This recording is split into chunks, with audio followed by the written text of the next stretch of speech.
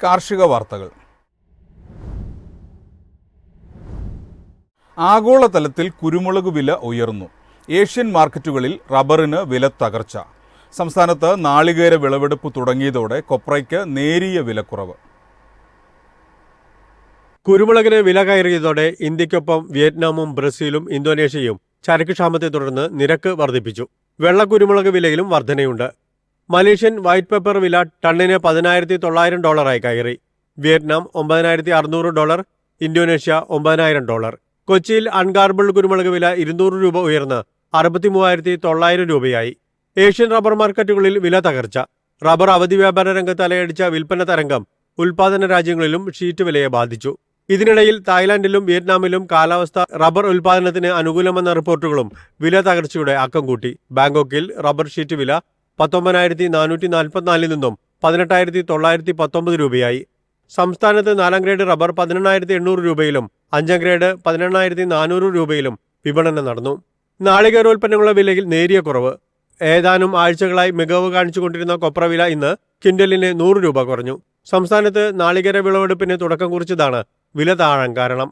താപനില ഉയർന്നതോടെ ഹൈറേഞ്ചിലെ ഏലത്തോട്ടങ്ങളിൽ നിന്നും കർഷകർ പിൻവലിയുന്നു. പുതിയ സാഹചര്യത്തിൽ വിളവെടുപ്പ് ഈ മാസത്തോടെ അവസാനിക്കുമെന്നാണ് സൂചന. വരും മാസങ്ങളിൽ ഏലക്കയുടെ ലഭ്യത കുറയുമെന്ന് മനസ്സിലാക്കി കയറ്റുമതിക്കാരും ആഭ്യന്തര വാങ്ങലുകാരും വില ഉയർത്തി ചരക്കെടുത്തു.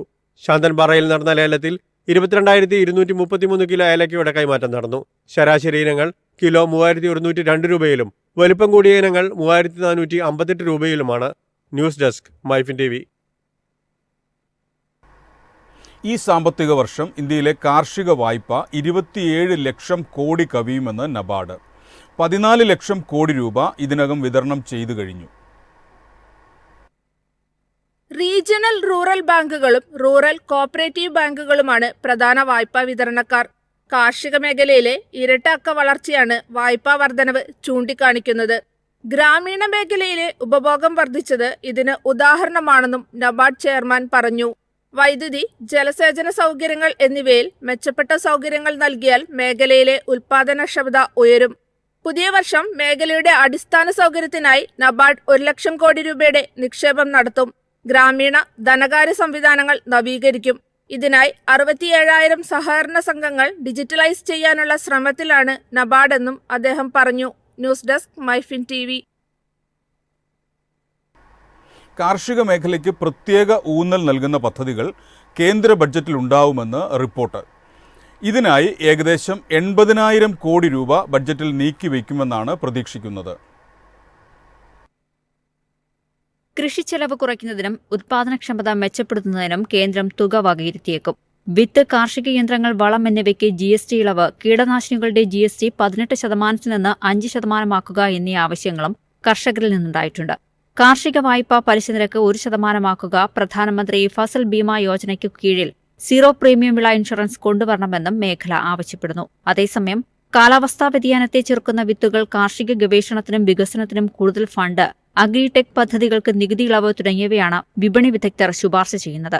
ഫോസ്ഫറസ്, പൊട്ടാസ്യം, ജൈവവളങ്ങൾ എന്നിവയ്ക്ക് ശ്രദ്ധ നൽകണം. കാർഷിക കയറ്റുമതി വർദ്ധിപ്പിക്കുന്നതിനും ഭക്ഷ്യ സംസ്കരണത്തിനും പ്രോത്സാഹനം നൽകണമെന്നും വിദഗ്ധർ ആവശ്യപ്പെടുന്നു. News desk MyFin TV. Indian കശുവണ്ടി വ്യവസായം പ്രതിസന്ധിയിൽ. കശുവണ്ടി കയറ്റുമതി 43% നിന്ന് 8% കുറഞ്ഞു. ലോകത്തിലെ ഏറ്റവും വലിയ കശുവണ്ടി ഉൽപാദക രാജ്യമാണ് ഇന്ത്യ. എന്നിരുന്നാലും കഴിഞ്ഞ ദശകത്തിൽ ഇന്ത്യയുടെ കശുവണ്ടി കയറ്റുമതി 43% നിന്ന് 8% കുറഞ്ഞു. ഇടിവ് ഇന്ത്യൻ കശുവണ്ടി വ്യവസായത്തെ ബാധിച്ചു. കയറ്റുമതി വിപണിയിലെ വിയറ്റ്നാമിന്റെ വില മത്സരക്ഷമതയുമായി ഇന്ത്യയുടെ വില പൊരുത്തപ്പെടുന്നില്ല. കശുവണ്ടി കയറ്റുമതിയിൽ വിയറ്റ്നാം ഇന്ത്യയെ പിന്തള്ളി കയറ്റുമതി വിപണിയിൽ ഇന്ത്യയുടെ പങ്ക് പിടിച്ചെടുത്തു. നിലവിൽ വിയറ്റ്നാമാണ് ഇന്ത്യൻ കശുവണ്ടി വ്യവസായത്തിന്റെ യഥാർത്ഥ എതിരാളിയെന്ന് കയറ്റുമതിക്കാർ പറയുന്നു. ഇന്ത്യൻ കശുവണ്ടി വ്യവസായം അതിന്റെ പ്രകടനം മെച്ചപ്പെടുത്തുന്നതിന് വിയറ്റ്നാം വ്യവസായത്തിന്റെ ചില മികച്ച സമ്പ്രദായങ്ങൾ സ്വീകരിക്കണമെന്ന് അവർ ആവശ്യപ്പെടുന്നു. കശുവണ്ടി ഉൽപാദനം, സംസ്കരണ സംവിധാനങ്ങൾ, കയറ്റുമതി വളർച്ച എന്നിവയിൽ വിയറ്റ്നാമിന്റെ വിജയം മനസ്സിലാക്കാൻ മഹാരാഷ്ട്ര കാഷ്യൂ പ്രോസസേഴ്സ് അസോസിയേഷന്റെ പിന്തുണയുള്ള കശുവണ്ടി ബോർഡ് മഹാരാഷ്ട്രയുമായി സഹകരിച്ച് മഹാരാഷ്ട്ര ഇൻസ്റ്റിറ്റ്യൂഷൻ ഫോർ ട്രാൻസ്ഫോർമേഷൻ വിയറ്റ്നാമിലേക്ക് ഒരു പ്രതിനിധി സംഘത്തെ അയച്ചിട്ടുണ്ട്. പ്രതിനിധി സംഘത്തിൽ മഹാരാഷ്ട്രയിൽ നിന്നുള്ള ഓഹരി ഉടമകൾ, കയറ്റുമതിക്കാർ, സംസ്കരണക്കാർ, കർഷകർ എന്നിവർ ഉൾപ്പെടുന്നു. News desk MyFin TV. Tapping വർദ്ധിപ്പിക്കണമെന്ന് കർഷകരോട് റബ്ബർ ബോർഡ്. ആഗോള റബ്ബർ ഉൽപ്പാദനത്തിലെ ഇടിവിന് തടയിടാനുള്ള നടപടികളുടെ ഭാഗമായാണ് ഈ നിർദ്ദേശം. റബ്ബർ ഉൽപ്പാദിപ്പിക്കുന്ന രാജ്യങ്ങൾ പ്രകൃതിദത്ത റബ്ബർ ഉൽപ്പാദനം കുറയുന്ന പ്രവണത കണക്കിലെടുത്ത് പരമാവധി വിളവ് ലഭിക്കുന്നതിന് ടാപ്പിംഗ് വർദ്ധിപ്പിക്കണമെന്ന് റബ്ബർ ബോർഡ് കർഷകരോട് ആഹ്വാനം ചെയ്തു. Association of natural rubber producing countries പുറത്തുവിട്ട റിപ്പോർട്ടിലാണ് റബ്ബർ ഉൽപ്പാദനത്തിലെ ഇടിവിന്റെ വിവരങ്ങൾ സൂചിപ്പിച്ചിരിക്കുന്നത്.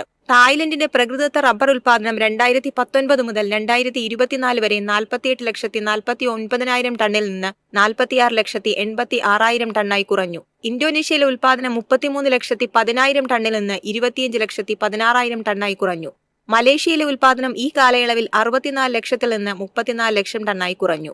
ഉൽപ്പാദനത്തിലെ ഈ ഇടിവ് ആഗോളതലത്തിൽ പ്രതിസന്ധി സൃഷ്ടിക്കും. ബോർഡ് ഉദ്യോഗസ്ഥർ പറയുന്നതനുസരിച്ച് കഴിഞ്ഞ സാമ്പത്തിക വർഷത്തിൽ പ്രകൃതിദത്ത റബ്ബർ ഉൽപ്പാദനത്തിൽ 2.1% വളർച്ചയാണ് ഇന്ത്യ രേഖപ്പെടുത്തിയത്. ഉൽപ്പാദനം മുൻവർഷത്തെ 8,39,000 ടണ്ണിൽ നിന്ന് 8,57,000 ടണ്ണായി. റബ്ബർ വില കുതിച്ചുയരുകയാണ്. 2024 നവംബർ 1 180 രൂപയിലെത്തിയതിനു ശേഷം RSS4 വില 192 ഉയർന്നു. ആഗോള സാഹചര്യങ്ങളിലും വിലകൾ ഉയരുകയാണ്. ബാങ്കോക്ക് മാർക്കറ്റിൽ 2024 നവംബറിലെ 186 രൂപയിൽ നിന്ന് ഇപ്പോൾ 200 രൂപയായി വർദ്ധിച്ചു. News desk MyFin TV. തെലങ്കാനയിലെ കർഷകർക്ക് പ്രതിവർഷം ഏക്കറിന് 12,000 രൂപ കാർഷിക ആനുകൂല്യം. കൃഷിഭൂമി ഇല്ലാത്ത കർഷകർക്കും ആനുകൂല്യം ലഭിക്കും. തെലങ്കാനയിലെ കർഷകർക്ക് ഋതുഭരോസ പദ്ധതി പ്രകാരം പ്രതിവർഷം ഏക്കറിന് 12,000 രൂപ ലഭിക്കും.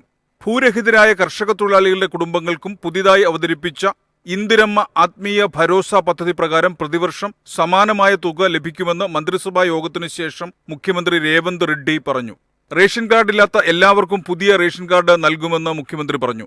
ഈ പുതുവർഷത്തിൽ കർഷകർക്കും നല്ലൊരു വർഷം ഉണ്ടാവട്ടെ. സർക്കാർ അവരെ പിന്തുണയ്ക്കും. കൃഷിക്ക് അനുയോജ്യമായ എല്ലാ ഭൂമിക്കും പ്രതിവർഷം 12,000 രൂപ രൈതു ഭരോസ നൽകും. ഭൂമിയില്ലാത്ത എല്ലാ കർഷകർക്കും 12,000 രൂപ നൽകും. ഓരോ വർഷവും ഈ പദ്ധതിയെ ഇന്ദിരമ്മ ആത്മീയ ഭരോസ സ്കീം എന്നാണ് വിളിക്കുന്നത്, രേവന്ത് റെഡ്ഡി പറഞ്ഞു. ഈ പദ്ധതികളെല്ലാം ജനുവരി 26 ആരംഭിക്കും, അദ്ദേഹം കൂട്ടിച്ചേർത്തു. കർഷകരുടെ ഉടമസ്ഥതയിലുള്ള കൃഷിയോഗ്യമായ ഓരോ ഏക്കർ ഭൂമിക്കും ഉപാധികളില്ലാതെ ഋതുഭരോസ നൽകാൻ സർക്കാർ തീരുമാനിച്ചിട്ടുണ്ട്. പദ്ധതി ആനുകൂല്യങ്ങൾ 10,000 രൂപയിൽ നിന്ന് 12,000 രൂപയായി ഉയർത്തി. കാർഷികേതര ഭൂമികൾക്ക് ഋതുഭരോസ പദ്ധതി ബാധകമല്ല. News desk MyFin TV. കമ്പോള നിലവാരം. ഇന്നത്തെ കമ്പോള നിലവാരം RSS 4 190, RSS 5 186, ലാറ്റക്സ് 133, ജാതിക്ക 360, ജാതിപത്രി 2,100 മുതൽ 2,300 വരെ, ഗ്രാമ്പു 900, അടയ്ക്ക 250, കാപ്പിക്കുരു 235, കൊക്കോ പരിപ്പ് 740, കുരുമുളക് ഗാർബിൾ 65,900, കുരുമുളക് അൺഗാർബിൾ 63,900, ഏലക്ക 2,900 മുതൽ 3,000 വരെ, വെളിച്ചെണ്ണ 22,100, കൊപ്ര 17,400, ചുക്ക് 32,500.